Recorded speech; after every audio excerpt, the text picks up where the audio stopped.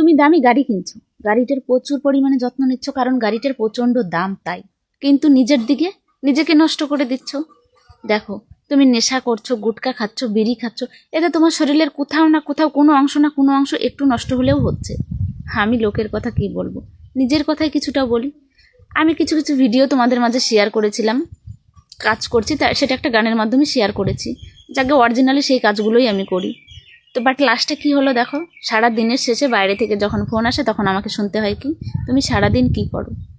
আর আমরা এমন একটা পরিস্থিতি, বাড়ির বউ বলে সব কিছু সহ্য করে নিতে হয়। কি করা যাবে বলো, কিছু করার নেই, কারণ আমরা বাড়ির বউ। তো এই জিনিসটা দেখো, চিন্তা করো, আমরা যখনই এর বাইরে কিছু করতে যাব তখন আমাদের নামে কি হবে, একটা বদনাম হয়ে যাবে। কিন্তু আমাদের কথা কেউ ভাবে না, এটাই আমাদের সমাজ, তাই তো। আর সেই সমাজেই আমরা বাস করি, কিচ্ছু করার নেই, আর এইভাবেই আমাদের থাকতে হয়।